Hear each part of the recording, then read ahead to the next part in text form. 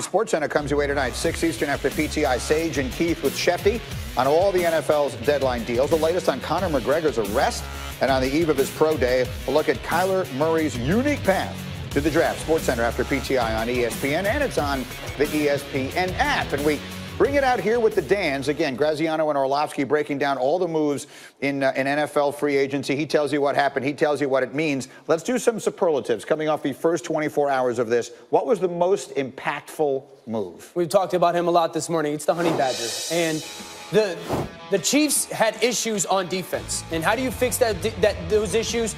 Go find a guy who's a consistent playmaker. Talk about in coverage, you're getting picks. Coming off the edge and blitzing. Fitting in the run game. This is one of the best all-around football players in all of the NFL. Anything you ask him to do, he's able to do it. He played at all 11 positions essentially last year. So you're talking about a defense that had holes, an offense that's going to be incredibly explosive. Find a guy that might be able to get you 2, 3, 4, 5 turnovers, another possession or two for your offense. The impact that the Honey Badger is going to have, not only on the field, but in that locker room, that leadership aspect of this defense, we won't be able to measure. I love this signing. How about the biggest head scratcher? Man, Bobby Hart for the Cincinnati Bengals. I do not understand it. Statistically, he was one of the bottom 5 offensive tackles in all of football last year. Had some issues a couple years ago with the Giants, had issues last year with the Bengals. This is a new staff. Zach Taylor's there, an offense that's going to be really dependent on their tackles with the movement game and the play action. Bobby Hart put on tape last year that he struggled week after week after week. And not only did they bring him back, but they paid him money. They gave him legit money. And so for a team and organization with a new head coach that's got some situations to figure out or questions to figure out with if Andy Dalton is the guy, to protect him with somebody that's been beaten all the time, I don't get it. Give me a sneaky big move. Come on, Greeny, it's Jamison Crowder. I cannot love Jamison Crowder's game more, and I love it for Sam Darnold. This guy is, again, in the NFL, you have freaks like Julio Jones, route runners. He's a route runner extraordinaire, somebody that's going to talk to Sam Darnold with his body language. If it's man-to-man, how do I beat that man-to-man? He's also going to be huge for Sam Darnold in this offense in the screen game. Just easy throws for Sam Darnold to get the ball out of his hands and get completions, and then they turn into, he averages 12 yards every screen pass completion. So, but the route running, the ability to get open is going to be huge for Sam Darnold. Okay, I love it. Next, what's been the biggest gamble you've seen? Well, it's got to be Trent Brown. Listen, I don't know how he's going to respond or play outside of Dante Scarnecchia, who's many people have brought to attention, one of the great offensive line coaches in the history of the game, if not the best, and a quarterback that is known for knowing what the weakness is or what are you not great at, and then getting the ball in his hands. So getting out in space and blocking is certainly a strength of his. He's a big, massive athlete,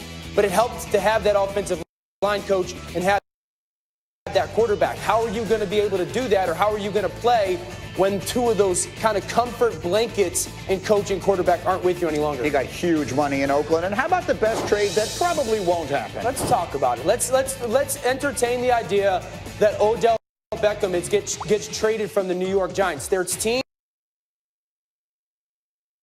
We continue to hear the rumors that the Giants are willing to listen and that Odell has made a list of teams that he's willing to go to. My assumption, there's one team on that list that reigns a little bit greater than the other, and they happen to be in Ohio. And so I just look at this as an opportunity for the Giants to maybe look at themselves in the mirror and go, we already have our franchise guy, the guy that actually embodies what we want to represent in Saquon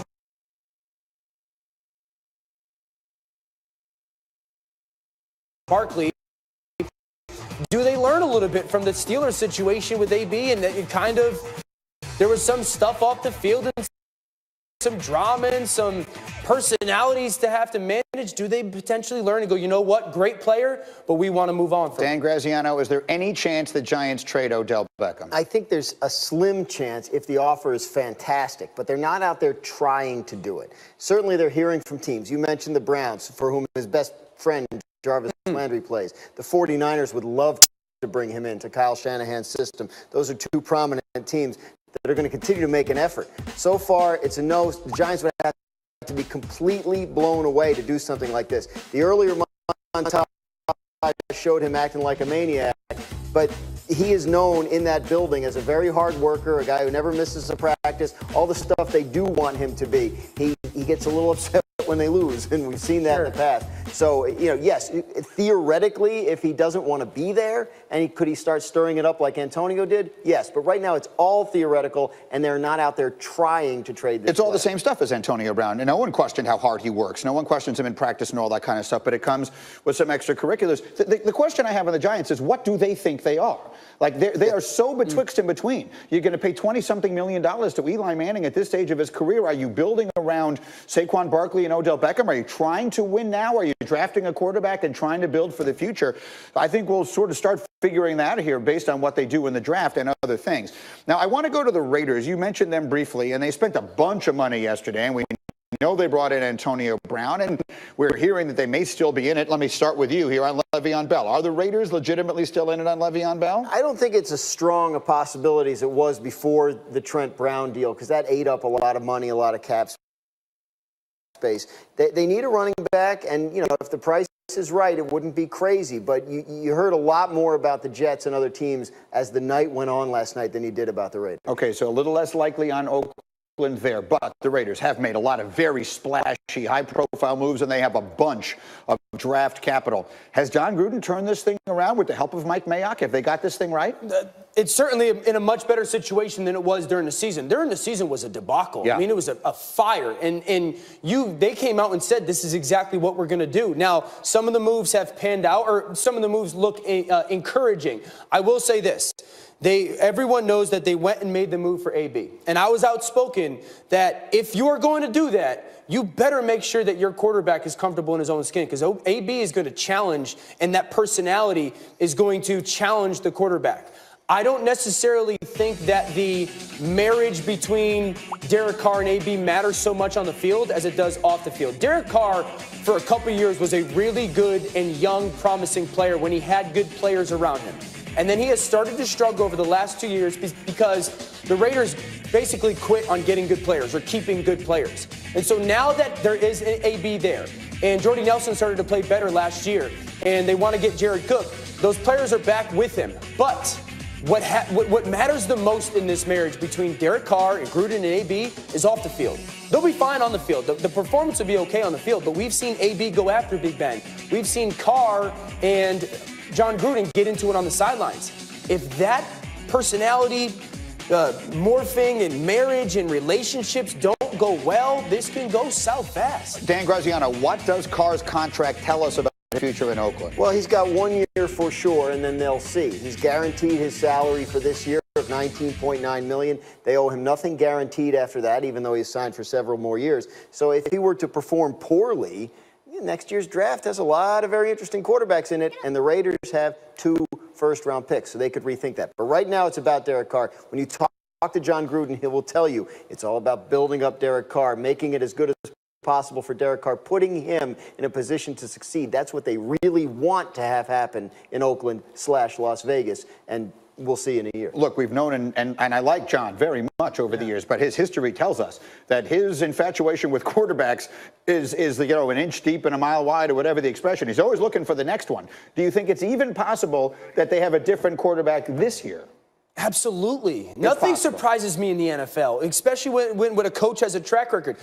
John Gruden's best years, or John Gruden's greatest moment, was with Rich Gannon as his quarterback. Right. Rich Gannon is a smaller, ball-distributing, athletic, or move-around kind of quarterback. There just so happens to be one in the draft this year. I'm just saying, if he doesn't go 1. So I don't anticipate it, but I can absolutely see it. Yeah, he has raved about Kyler Murray for whatever that is worth. That would be sneaky, huge news. In fact, it wouldn't be sneaky. It would just be huge news. We have sneaky big news, however, from free agency. Let's start with Malik Jackson on his way to the Eagles. 3 years, $30 million. Dan, did you like that sign? Absolutely. The Eagles' defensive line, they continue to put money in their fronts, whether it's the offensive line or the defensive line.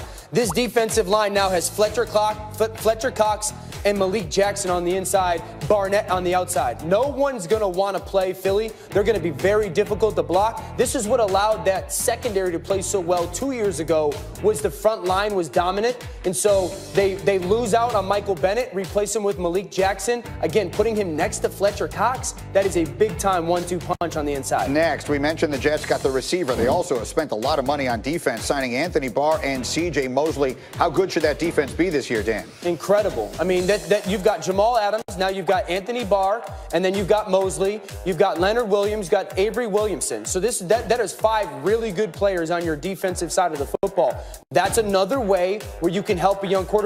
I played against Anthony Barr a couple of times in Minnesota. He's a fantastic athlete, used the right way. And then C.J. Mosley is a guy that can drop into coverage. He can get after the quarterback. He can rush. He's an incredible tackler. This defense took a lot of steps forward the past couple of days. And they still have the 3rd pick in the draft. We'll see what they wind up doing there. Finally, a reunion in Philly.